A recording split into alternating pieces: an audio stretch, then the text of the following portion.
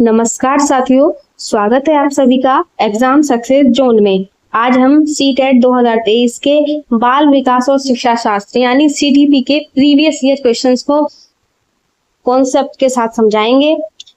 ठीक है, और अब तक की हमने अपनी क्लास में सीटेट 2011, 12, 13, 14, 15, 16 और 18 के जो हैं प्रीवियस ईयर क्वेश्चंस कराए हैं जो कि आपके सीटीपी से हैं, और आज की हम अपनी क्लास में 2023 के क्वेश्चंस को सोल्व करेंगे। तो चलिए बिना समय बर्बाद किए शुरू करते हैं आज की हमारी CTET 2023 CTP previous year questions की क्लास को। पहला प्रश्न है, लेव वाइगोस्की के अनुसार बच्चों की संकलनात्मक योग्यताओं के विकास में डैश महत्वपूर्ण भूमिका निभाता है। मानकीकृत पाठ्यक्रम, मूर्त पुरस्कार, सहकर्मी सहयोग, सामाजिक अलगाम। तो इसका देखिए सही आंसर होगा, देखिए लेव वाइगोस्की ने कहा है कि बच्चों के संकलनात्मक योग्यताओं के विकास में सबसे ज्यादा जो भूमिका होती है वो होती है सहकर्मी सहयोग की। किसकी होती है? सहयोग। देखिए सहकर्मी सहयोग का मतलब होता है कि यानी जो बच्चे क्लास में होते हैं वो अपने जो साथ के होते हैं, उसकी उम्र के होते हैं या उस स्तर के होते हैं, उनसे सीखते हैं, उनकी मदद लेते हैं, इसी को कहते हैं सहयोग, सहकर्मी सहयोग। तो लेव वाइगोस्की के अनुसार बच्चे इस तरीके से सबसे ज्यादा सीखते हैं कि जब वो अपने साथी से सीखते हैं, साथी की मदद करते हैं। ठीक है, इसी को उसने कहा है ग्रुप लर्निंग। ठीक है, कि बच्चे जब जो ग्रुप में होते हैं तो अच्छे से सीखते हैं। चलिए अगले प्रश्न पर चलते हैं। 4 वर्षीय अपर्णा कहती है कि बटन जीवित है क्योंकि यह उसकी शर्ट को साथ रखता है। जीन पियाजे के अनुसार उसके चिंतन की विशेषता है। परिकल्पना, निगमनात्मक चिंतन, पारगामी तर्क, जीववादी चिंतन, केंद्रीकरण। तो देखिए जब अपर्णा जो है ना बटन को कह रही है बटन जीवित है, बटन तो जानते हैं ना जो शर्ट वगैरह में लगाए जाते हैं, क्योंकि उसकी शर्ट को साथ रखता है। तो यानी इस तरीके का सोच जो है, चिंतन है, ये बता रही है कि जो अपर्णा के अंदर ये वाली कौन सा चिंतन है, ये चिंतन है जीववादी चिंतन। कौन सा चिंतन है? जीववादी चिंतन। जीववादी चिंतन का मतलब है कि अपर्णा जो है निर्जीव वस्तुओं को भी सजीव समझती है। ठीक है, तो इसको कहते हैं जीववादी चिंतन। जब क्या किसी निर्जीव वस्तु को भी जीवित समझ लिया जाता है। अभी बच्ची कितनी है? 4 वर्षीय। चलिए अगले प्रश्न पर चलते हैं।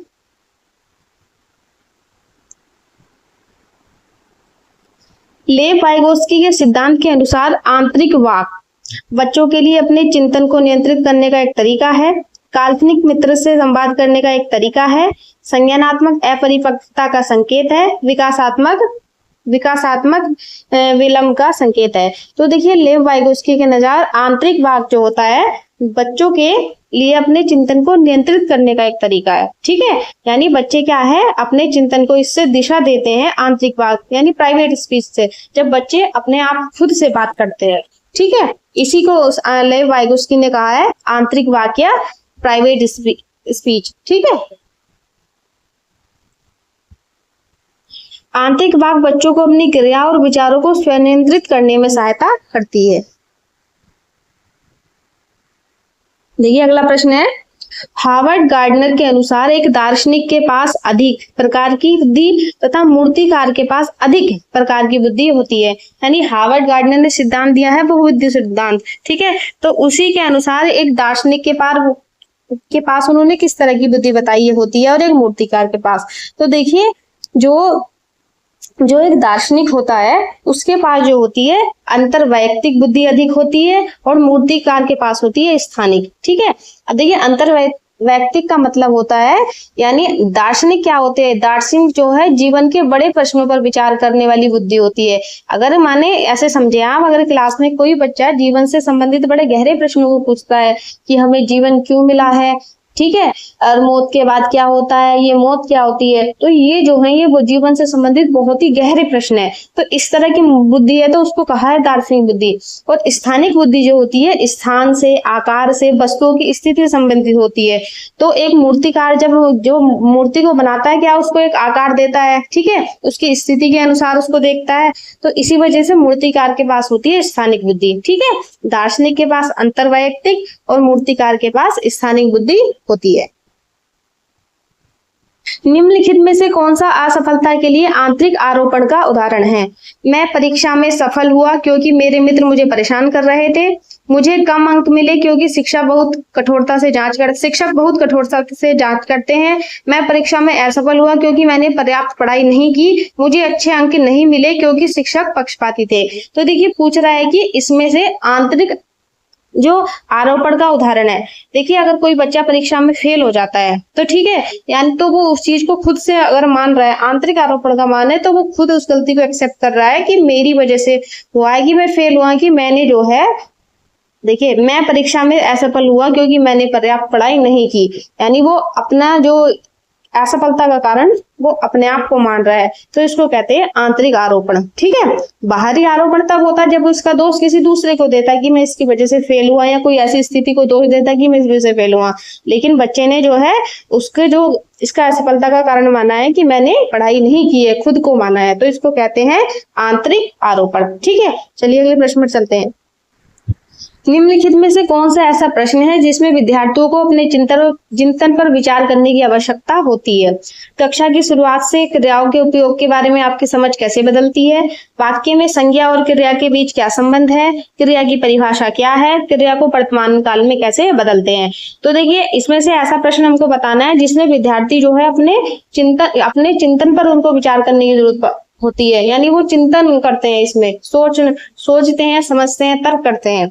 ठीक है, तो इसका सही आंसर होगा कि कक्षाओं की शुरुआत से क्रियाओं के उपयोग के बारे में आपकी समझ कैसे बदलती है। अगर टीचर क्लास में बोल रहा है कि कक्षा की शुरुआत से क्रियाओं के उपयोग के बारे में आपकी समझ कैसे बदलती है, तो इससे क्या करेंगे, बच्चे जो है चिंतन करेंगे, विचार करेंगे। ठीक है, वाक्य में संज्ञा और क्रिया के बीच क्या संबंध है? इसमें कोई विचार करने की आवश्यकता नहीं, बच्चों को रटा हुआ होगा, याद होगा, बता देंगे। क्रिया की परिभाषा, बच्चों को कोई सोचने समझने की जरूरत नहीं पड़ रही है। इसमें क्रिया को वर्तमान काल में कैसे बदलते हैं, इसको कुछ नहीं। ठीक है, तो चिंतन की जो आवश्यकता पड़ रही है इसी से पड़ रही है कि कक्षा की शुरुआत से क्रियाओं के उपयोग के बारे में आपकी समझ कैसे बदलती है, यानी कि कक्षा की जब शुरुआत हुई थी तब क्रिया का उपयोग के बारे में आपकी समझ कैसे बदली है। ठीक है, देखिए प्रश्न नंबर 7 है, निम्नलिखित कथनों को पढ़कर सही विकल्प चुनिए। अभिकथन 1 है, बहुत कम उम्र में लड़कियां गुड़िया और लड़के कारों से खेलना पसंद करते हैं।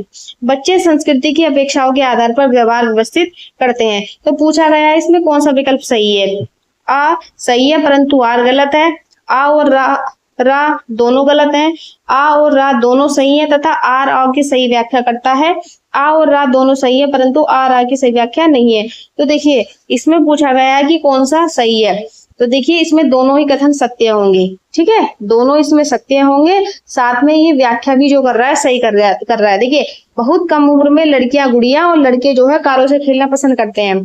दूसरा है, बच्चे संस्कृति की अपेक्षाओं के आधार पर व्यवहार विकसित करते हैं। इसका ऑप्शन नंबर ग सही होगा। देखिए अब कैसे सही होगा, देखिए आपने देखा होगा कि आपके घर परिवार में क्या होता है, जो बच्चियां होती है, बच्चियों के लिए, लड़कियों के लिए अलग टाइप के खिलौने होते हैं, लड़कों के लिए अलग होते हैं। लड़कियों के लिए खासकर क्या होते हैं, जैसे घर के सामान वाले जो किट आती है इस तरीके के खिलौने हो गए, गुड़िया वाले खिलौने हो गए। लड़कों के लिए अलग खिलौने होंगे, लड़कों के लिए खिलौने होंगे जिसमें जो बंदूक होती है, कार वगैरह होते हैं। ठीक है, तो इस तरीके के खिलौने आपके घरों में भी देखा होगा आपने लाए जाते हैं। तो इससे क्या होगा, बच्चे संस्कृति की अपेक्षाओं के आधार पर व्यवहार व्यवस्थित करते हैं।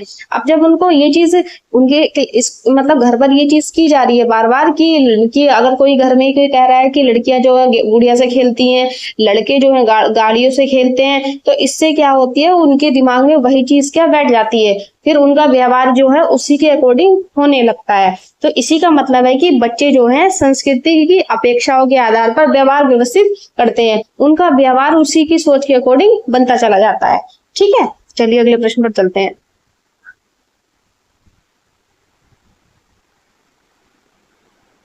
निम्नलिखित कथनों को पढ़कर सही विकल्प चुनिए। अभिकथन अ है, शिक्षकों और साथियों के साथ अंतःक्रिया विद्यार्थियों को सहायता प्रदान करती है। रा है, सामाजिक अंतःक्रिया अधिगम और विकास का एक प्रमुख घटक है। तो देखिए इसका सही आंसर होगा ऑप्शन नंबर ग।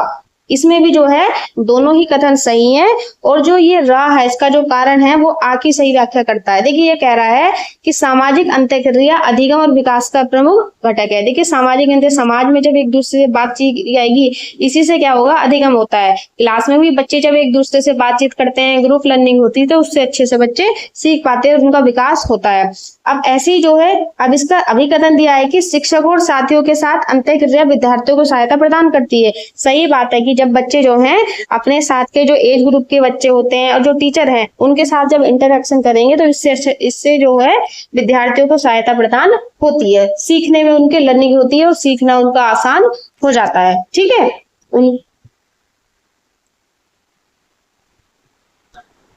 लेव वाइगोस्की के अनुसार भाषा का विकास संज्ञानात्मक विकास को सुगम बनाता है। सामाजिक कारक भाषा के विकास को प्रभावित करते हैं, संज्ञानात्मक विकास को नहीं। संज्ञानात्मक विकास भाषा के विकास को सुगम बनाता है। भाषा विकास और संज्ञानात्मक विकास एक दूसरे से स्वतंत्र रूप से आगे बढ़ते हैं। देखिए जो लेव वाइगोस्की के अनुसार है, लेव वाइगोस्की ने कहा है कि जो भाषा का विकास है वो संज्ञानात्मक विकास को सुगम बनाता है। ठीक है।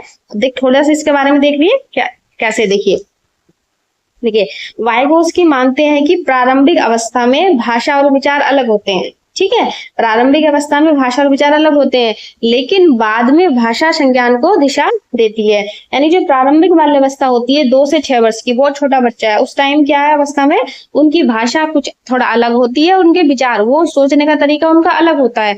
लेकिन बाद में क्या होती है, उनकी जो भाषा है वो ही उनके ज्ञान को, उनकी समझ को दिशा देती है, उनकी जो भाषा होती है। ठीक है, तो वाइगोस्की यही मानते हैं कि जो भाषा का विकास है संज्ञानात्मक विकास को सुगम बनाता है। ठीक है।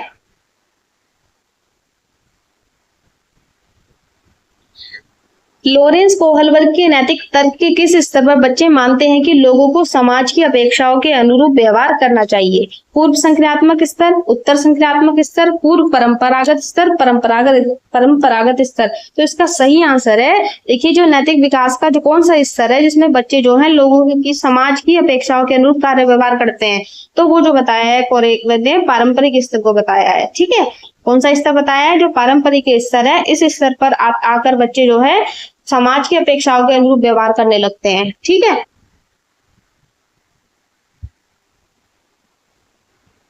बच्चों में समस्या समाधान कौशल को बढ़ाने के लिए निम्नलिखित में से कौन सा प्रभावी तरीका है? उन्हें विचार मंथन करने और सहज अनुमान लगाने के अवसर देना, स्वतंत्र चिंतन को हतोत्साहित करना और घोषणात्मक ज्ञान पर ध्यान देना, उन्हें कठिन समस्याओं को बचने के लिए प्रोत्साहित करना, उन्हें कठिन समस्याओं से बचने और केवल आसान कार्यों पर अधिक ध्यान देने के लिए प्रोत्साहित करना। तो देखिए बच्चों में समस्या समाधान कौशल को बढ़ाने के लिए उन्हें जो है विचार मंथन करने और सहज अनुमान लगाने के अवसर देना, यानी ज्यादा से ज्यादा बच्चे विचारों पर मंथन करें और खुद से ही चीजों के बारे में आसानी से अनुमान लगाने के उनको ज्यादा से ज्यादा अवसर दिए जाएं। इससे क्या होगा, उनके अंदर जो है समस्या समाधान कौशल जो है वो बढ़ता है। ठीक है।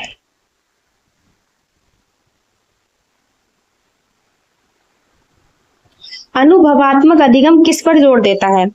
अधिगम को प्रक्रिया के बजाय उत्पाद मानना, बच्चों के अधिगम पर शिक्षक का नियंत्रण, अधिगम में पुनर्वलन की भूमिका, आलोचनात्मक चिंतन के महत्व पर। देखिए जो अनुभवात्मक अधिगम है वो जोड़ देता है आलोचनात्मक चिंतन पर। ठीक है, वो क्या है? आलोचनात्मक चिंतन अधिगम। देखिए आलोचनात्मक चिंतन जो है इसका ये क्या होता है कि जो है अगर बच्चे जो हैं क्लास में, अगर बच्चों को देख रहा है कि टीचर की बच्चे जो है ना हर किसी बात को जो है ना जैसा बोल दिया वैसे ही स्वीकार कर रहे हैं, ना कोई प्रश्न पूछ रहे हैं, ना कुछ की तरह का उनका कोई रिस्पॉन्स नहीं है, तो ये जो हो गया ये किसी तरह का, यानी बच्चों में कोई मतलब आलोचनात्मक चिंतन बिल्कुल है ही नहीं है। आलोचनात्मक चिंतन तभी होता है कि जब बच्चे क्लास में से ज्यादा सवाल पूछते हैं, तर्क करते हैं, ठीक है, और उस चीज की जो बात कही है उसका प्रमाण मांगते हैं। किसी भी बात को वो बिना सोचे समझे स्वीकार नहीं करते हैं, उसको सही नहीं मानते हैं। तो अनुभवात्मक जो अधिगम होता है वो इसी चिंतन पर जोर देता है, आलोचनात्मक चिंतन पर। ठीक है।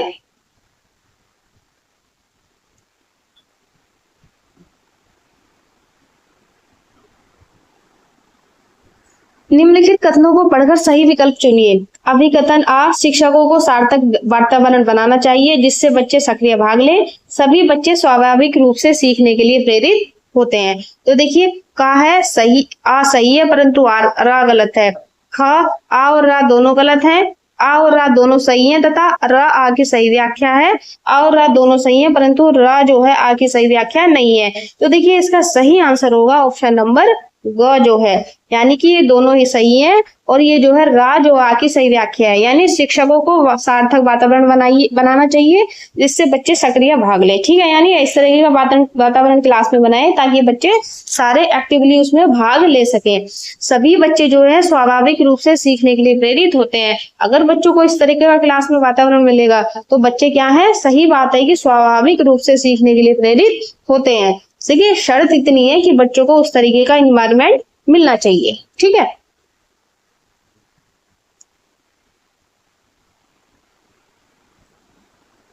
निम्नलिखित में से कौन सी प्रक्रिया अधिगम में योगदान नहीं देती?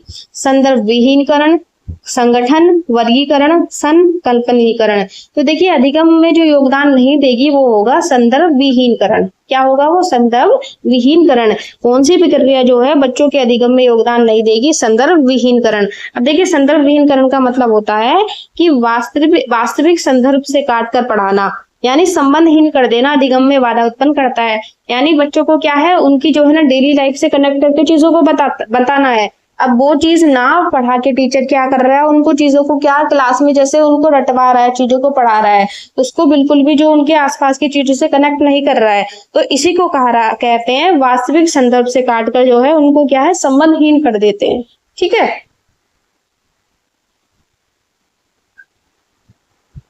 निम्नलिखित में से कौन सा स्थूल पेशीय कौशल है? कागज पर बड़े आयत की रूपरेखा के अनुसार काटना, बुनाई करना, तैरना, कागज पर वृत्त की रूपरेखा के अनुसार काटना। देखिए पूछा गया है कौन सा स्थूल पेशीय कौशल है। देखिए स्थूल का मतलब होता है बड़ा।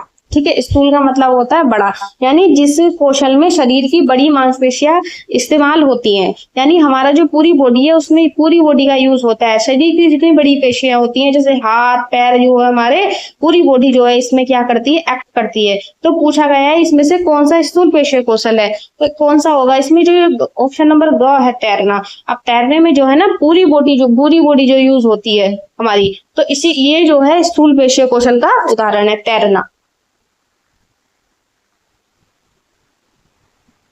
भौतिक वृद्धि और विकास के डैश और सिद्धांतों का पालन करते हैं। विभेदीकरण और एकीकरण, एकीकरण और विभेदीकरण, शीर्षाभिमुख ऊपर से नीचे, निकट दूराभिमुख अंदर से बाहर, निकट दूराभिमुख और शीर्षाभिमुख। तो इसका सही आंसर होगा ऑप्शन नंबर सी का, ऑप्शन नंबर ग जो होगा। यानी जो भौतिक वृद्धि और विकास है वो विकास के शीर्ष अभिमुख ऊपर से नीचे, निकट दूराभिमुख अंदर से बाहर सिद्धांतों का पालन करते हैं। यानी जो भौतिक वृद्धि और विकास होते हैं शीर्षाभिमुख और निकट दूराभिमुख जो है ये जो सिद्धांत है इनका पालन करते हैं।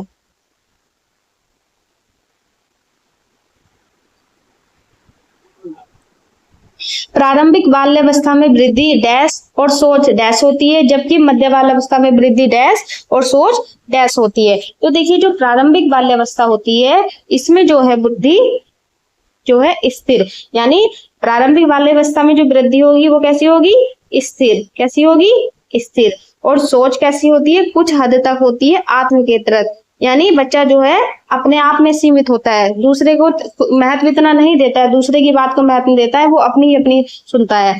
जबकि मध्य बाल्यावस्था में जो वृद्धि होती है वो धीमी होती है और जो सोच होगी वो होती है तार्किक। यानी मध्य बाल्यावस्था तक आने तक जो बच्चे की सोच है तार्किक होने लगती है। तो प्रारंभिक जो बाल्यावस्था होती है 2 से 6 वर्ष की, उसमें जो बच्चे की वृद्धि होती है वो स्थिर होती है, सोच जो होती है आत्म केंद्रित होती है, ठीक है, कुछ हद तक आत्म केंद्रित होती है। जबकि जो मध्य बाल्यावस्था होगी, मध्य बाल्यावस्था कौन सी होती है, जो 6 से 8 के बीच में होगी। ठीक है, मध्य बाल्यावस्था तक जो होती है उनकी वृद्धि धीमी होती है, सोच जो है थोड़ी थोड़ी तार्किक होने लगती है। ठीक है, प्रश्न नंबर 18 है, जीन पियाजे के अनुसार पूर्व संक्रियात्मक चिंतन की प्रमुख विशेषताओं में से एक है जो स्थिति के एक पहलू पर ध्यान केंद्रित करने को दर्शाता है।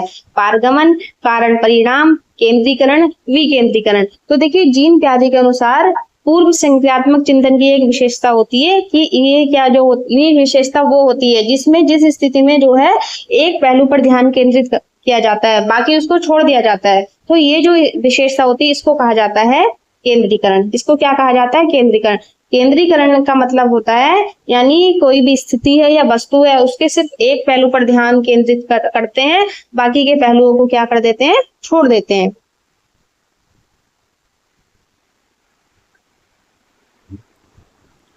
अधिगम के लिए आकलन का मुख्य लक्ष्य क्या है? विद्यार्थी के प्रदर्शन की तुलना किसी मानक से करना, धीमी गति से सीखने वाले विद्यार्थियों की पहचान करना, विद्यार्थी के प्रदर्शन का मूल्यांकन करना और ग्रेड देना, विद्यार्थियों को ऐसी प्रतिक्रिया देना जिसका उपयोग वे अपने अधिगम में सुधार के लिए कर सके। तो देखिए, अधिगम के लिए जो आकलन है उसका मुख्य जो लक्ष्य होता है कि विद्यार्थियों को ऐसी प्रतिक्रिया देना जिसका उपयोग वे अपने अधिगम में सुधार के लिए कर सके। यानी क्लास में जो अगर हमको चेक करना है कि बच्चे लर्निंग कर पाए नहीं कर पाए हैं, तो हमको इस तरीके का बच्चे को रिस्पॉन्स देना होगा कि जो है वो अपनी जो लर्निंग में उसको सुधार कर सके। ठीक है।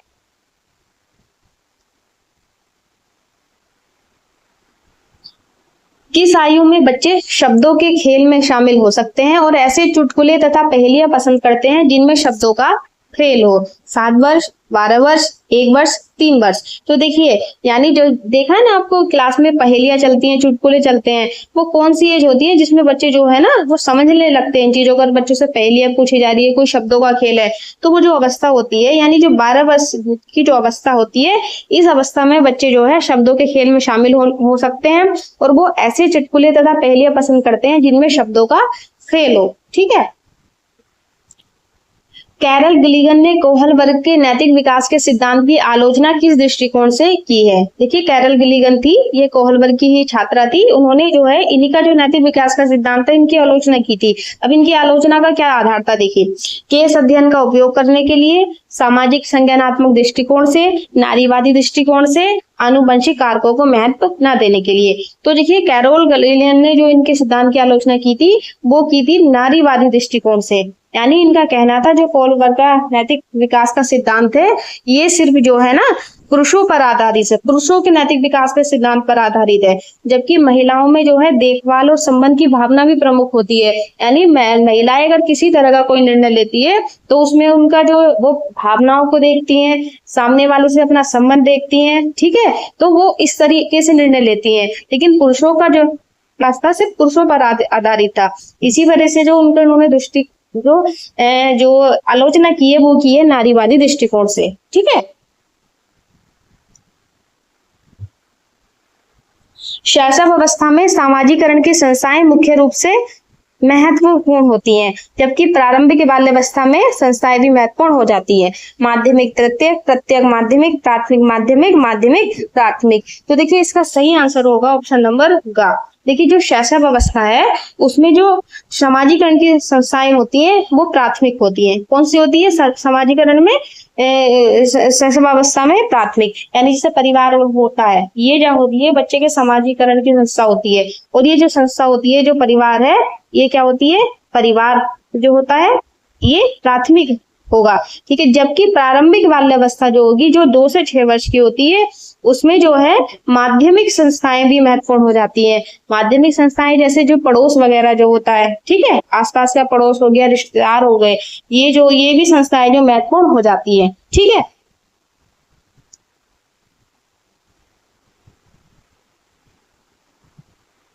डिस्ग्राफिया क्या है?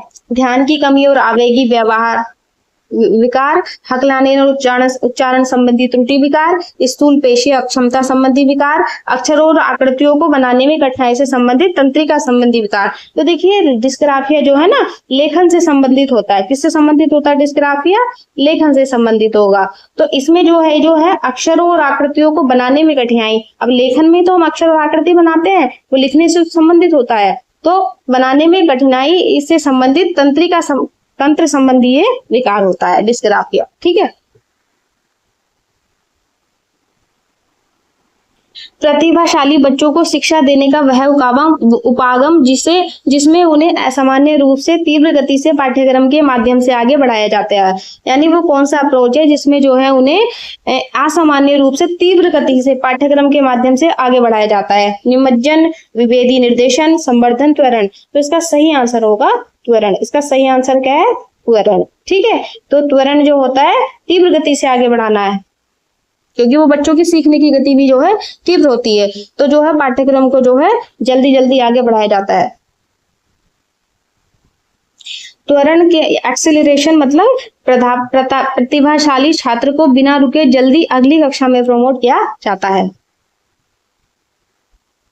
निम्नलिखित में स्वलीनता ऑटिज्म वाले विद्यार्थी की विशिष्ट विशेषता कौन सी है? उच्च स्तर के संचार कौशल, संकल्पना और तथ्य में अंतर करने की विशेष श्रेष्ठ क्षमता, उन्नत सामाजिक भावनात्मक पारस्परिकता, बार बार दोहराया जाना वाला व्यवहार। तो देखिए ऑटिज्म वाले जो बच्चे होते हैं, जिनको ऑटिज्म से पीड़ित होते हैं, उनमें क्या होती है, बार बार दोहराया जाना वाला व्यवहार होता है। यानी वो किसी भी चीज को बार बार एक ही चीज को करते हैं। थोड़ा सा उनमें हकलाने वाला व्यवहार भी होता है, बार बार सेम ही चीज को रिपीट करते हैं। तो बार बार दोहराया जाने वाला जो व्यवहार है, ये जो है स्वलीनता वाले विद्यार्थियों की विशेष विशेषता होती है।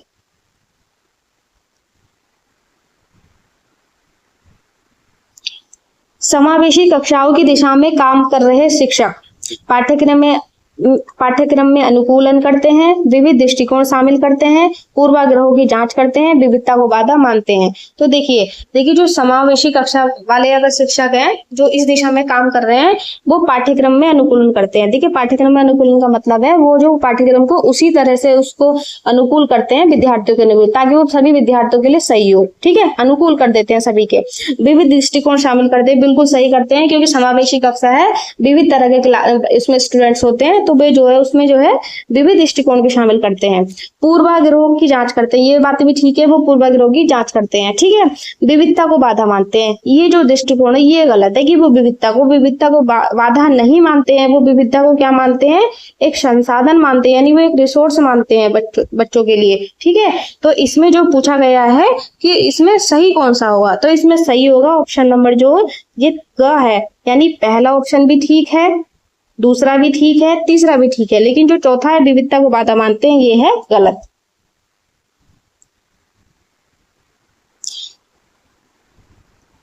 विद्यार्थियों की सीखने की शैलियों में विविधता शिक्षण अधिगम प्रक्रिया में बाधा के रूप में देखी जानी चाहिए। इसे महत्व दिया जाना चाहिए और मानव विविधता के प्रतिबिंब के रूप में देखा जाना चाहिए। इसे अनदेखा किया जाना चाहिए और एकरूपता लानी चाहिए। शिक्षण प्रक्रिया में ध्यान नहीं रखा जाना चाहिए। तो विद्यार्थियों की सीखने की शैलियों में जो विविधता है, यानी इसे महत्व दिया जाना चाहिए और मानव विविधता के प्रतिबिंब के रूप में देखा जाना चाहिए। हर बच्चा अलग तरीके से सीखता है, इसे क्या है, शिक्षक को स्वीकार करना चाहिए। यानी सीखने की शैली का मतलब ये जो है विविधता, यही तो मतलब है कि एक क्लास में जो है ना कई तरीके के बच्चे हैं, किसी के सीखने का स्टाइल अलग होता है, किसी का अलग होता है, कोई जल्दी सीख जाता है, कोई देर से सीखता है। तो जो है हर बच्चा अलग तरीके से सीखता है, तो इसको जो है ना महत्व दिया जाना चाहिए। इसको क्या है, मानव विविधता के प्रतिबिंब के रूप में देखा जाना चाहिए। ठीक है,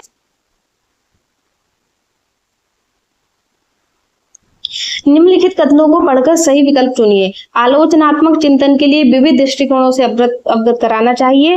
विभिन्न मतों के बीच बातचीत से चिंतन समृद्ध होता है। तो देखिए पूछा गया सही, तो ये बिल्कुल ठीक है कि आलोचनात्मक चिंतन के लिए विविध दृष्टिकोण से अवगत कराना चाहिए।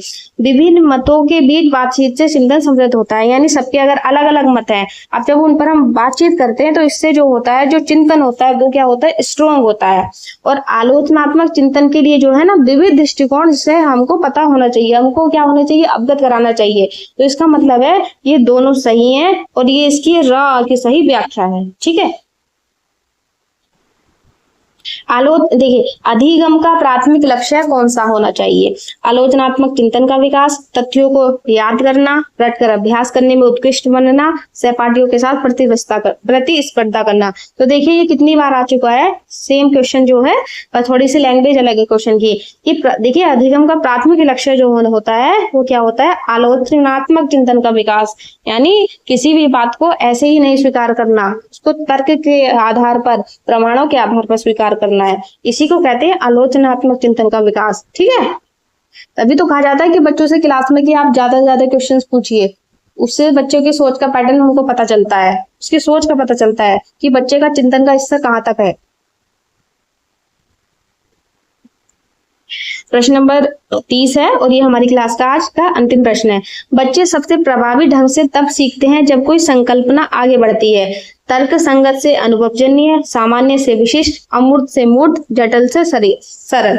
तो देखिए बच्चे सबसे प्रभावी ढंग से तब सीखते हैं जब जो है कोई भी संकल्पना आगे बढ़ती है सामान्य से विशिष्ट। देखिए सामान्य से विशिष्ट का मतलब है यानी पहले कोई उनको सामान्य बात बताई जाए। सामान्य मतलब कोई बड़े से समझिए। अगर एग्जाम्पल के लिए आप ले सकते हैं कि हम क्लास में बोलेंगे कि पक्षी क्या है, तो सबसे पहले हम उनको सामान्य बात बताएंगे पक्षियों के बारे में कि पक्षी क्या होते हैं, जिनके पंख होते हैं, जो उड़ते हैं। ठीक है, अब हमको इस थोड़ा सा इनके इसी से कनेक्ट करके हम उनको क्या कुछ विशिष्ट छोटी छोटी बात बताएंगे। और छोटी छोटी बातों में क्या, सबसे पहले हम उनके उदाहरण देंगे ना पक्षियों के, कि पक्षी कौन कौन होते हैं, कौवा होते हैं, कबूतर होते हैं। ठीक है, तो जो ये आपने देखे ही होंगे, तो इसी से रिलेट कर करके हम बच्चों को चीजों को बताते जाएंगे। तो हमने सामान्य से शुरू किया था, अब उसको हम विशिष्टता की ओर लेकर जा रहे हैं। ठीक है, तो इसी को कहते हैं सामान्य से विशिष्ट की ओर की संकल्पना। ठीक है, तो दोस्तों आज के हमारे CDP PYQ जो है ये क्वेश्चन यहीं पर समाप्त होते हैं। तो जरूर बताइएगा कि आपको ये हमारी जो क्लास कैसी लगी है, कमेंट करके जरूर बताइएगा। और अगर आपको हमारी क्लास अच्छी लगी है तो हमारी वीडियो को लाइक करें और एग्जाम सक्सेस जोन को सब्सक्राइब करना बिल्कुल भी ना भूलें। मिलते हैं अपनी अगली क्लास में, तब तक के लिए जय हिंद, वंदे मातरम।